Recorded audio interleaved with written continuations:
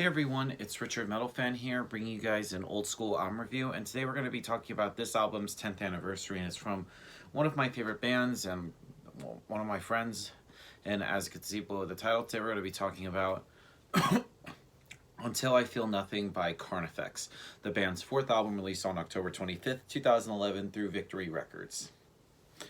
Now, this follows up their previous album, Hell Chose Me, which came out in 2010, which, in my opinion, is probably my favorite Carnifex album. And going from Hell Chose Me to Until I Feel Nothing, it pretty much follows in that same style that Carnifex has where I think with the Dead in My Arms and the Disease and the Poison, it was just pretty much typical deathcore. But I feel like with Hell Chose Me, they add a lot more just straight up death metal influence. And even like hints of black metal, and I think a lot more of the black metal influence is more prominent on this album right here. And a lot of people and I think I also agree, this is like a very underrated album in Carnifex's discography. Like literally nobody talks about this album. And I remember when I interviewed Scott Lewis back in July in Nashville, he said like this was like one of their worst promoted albums. In fact, this is the last album with on Victory, and Victory was pretty much fucking over Carnifex in terms of like especially because from what I heard, Victory Records just screws over a bunch of bands. I remember hearing it. Of course, I think they're no longer a thing, where they got bought out. And I remember even sued Victory and pretty much audited them. But that's beside the point. I'm getting off track. We're going to be back to this album, and this was a really hard time for Carnifex, and like I said, a lot of people don't talk about this album, but I think this album is fucking great. Let's just talk about like the vocals. Like my buddy Scott Lewis like just sounds really just fucking nasty on this album. Like it's just sick. You got just like he has I feel like with every album I feel like his voice has just gotten better and better. It just ages like fine wine. And this album is of course produced by Tim Lambesis from As I Lay Dying, which is kind of interesting. And the guitar work on this album is tight. I mean, Corey and of course former guitarist Ryan Gummins, and both Ryan and Corey just come up with some great riffs, and the leads on here is great. The bass on this album is actually pretty audible. You can hear it well. Well, Fred, I think, stepped it up. And drumming-wise, my buddy Sean Cameron does a great job on the drums. So, without further ado, let's dive into this album track by track. Now, starting things off is a little intro called Death Wish, which starts off with a kind of like a typical deathcore breakdown intro mixed with some keyboards. And I heard like the keyboards on this album is from Ashley Allion, who at the time she was playing with Cradle of Filth. And I definitely like that kind of like elements in here.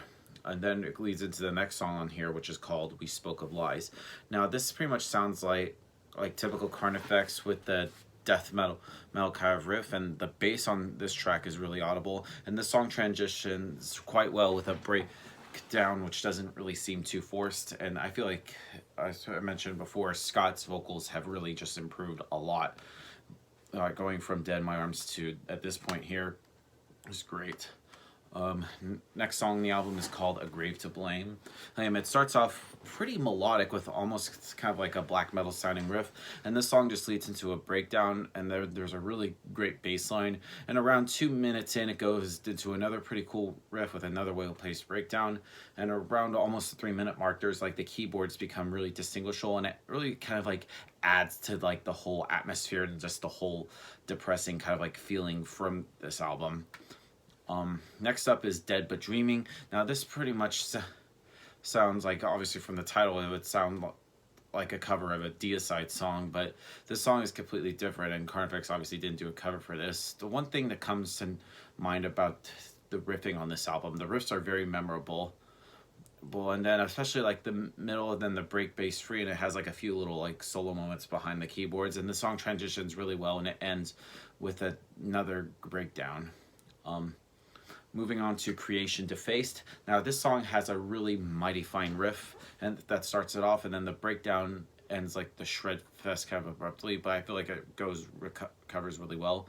And then the album has the obvious black metal feel, which is very interesting, and it's like more prominent throughout the song, and I'm really loving the audible bass on here. And I feel like the bass on this album adds a lot more texture and the necessary low end, which I really fucking crave.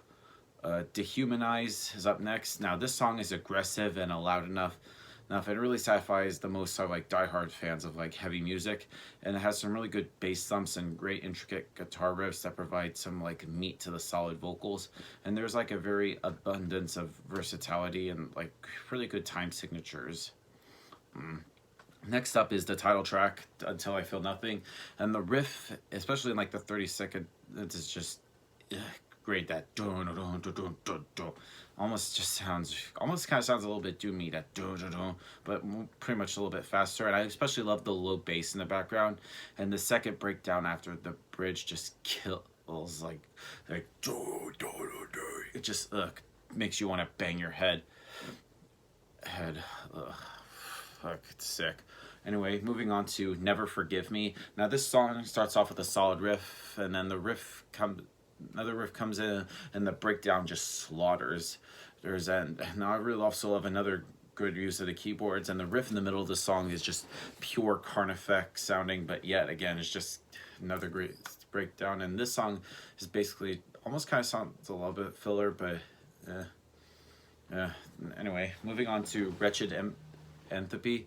Now the breakdowns are really good. Now I know a lot of people, I say a lot about the breakdowns, but it's just pretty good. And then we finally close things out with Curse My Name, which starts off with a little bit more of a deathcore, but with a little bit of the black metal feel to it, which is really great. Right, and then there's like a really great solo, and it's pretty good. And I don't know, and I think that's a pretty good way to end this album. Now, overall, Until I Feel Nothing by Carnifex, like a lot of fans and even Carnifex themselves said that this is the forgotten album, and it really is a shame. I really wish this would have been promoted more, and I really wish that Victory hadn't fucked over Carnifex, because a little bit after this album, especially in 2012, the band would go on a hiatus for a little bit, but then of course they would eventually get back together, get off that fucking label Victory Records, and then sign with Nuclear Blast, which I think is a better label for Carnifex. So yeah, if I had to give this album a score, I'm going to give Until I Feel Nothing by Carnifex a solid 8.5 out of 10. So yeah, that's my review of the album, guys. Let me know in the comments what you guys think about it, and I'll see you all in the next video. And as always, keep it metal.